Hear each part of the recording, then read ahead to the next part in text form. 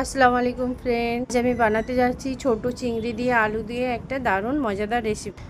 আপনারা আমার রেসিপিটা দেখুন, আশা করছি আপনাদেরও খুবই ভালো লাগবে।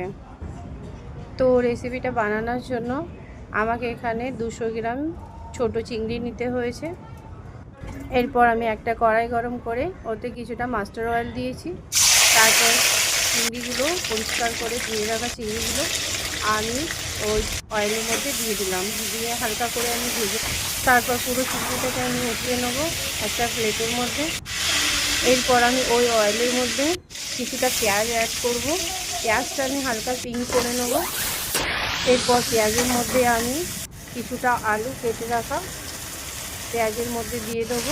ভালো করে নেড়ে চেড়ে আলু পেঁয়াজের মধ্যে থেকে যে জলটা বেরোচ্ছে আমি ওটাকে নেড়ে চেড়ে শুকিয়ে নেবো। তারপর আমি ওর মধ্যে অ্যাড করব 1 চামচ হলুদ গুঁড়ো, 1 চামচ লঙ্কার গুঁড়ো। আবার আমি মশলাটাকে নেড়ে চেড়ে ভালো করে ওর মধ্যে মাখিয়ে আমার ভেজে রাখা চিংড়িগুলো ওর মধ্যে আমি অ্যাড করে নেব।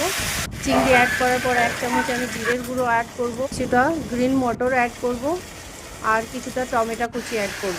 সব অ্যাড করার পর আমি ভালো করে নেড়ে চেড়ে মাখিয়ে নেব ভালো করে। এখানে আমার মশলা পুরো আলু পেঁয়াজের মধ্যে চিংড়ির মধ্যে পুরো ভালোভাবে মাখা হয়ে গেছে। তারপর আমি কিছুটা জল অ্যাড করে ওর উপরে কিছুটা ধনেপাতা অ্যাড করে নেব। ভালো করে ঢেকে আমি পুরো গ্রেভিটা শুকিয়ে নেব। এরপর দেখুন আমার গ্রেভিটা পুরো শুকিয়ে গেছে। ছোট চিংড়ি আলুর রেসিপিটা কতটা লোভনীয়, কতটা টেস্টি হয়েছে। আল্লাহ হাফেজ।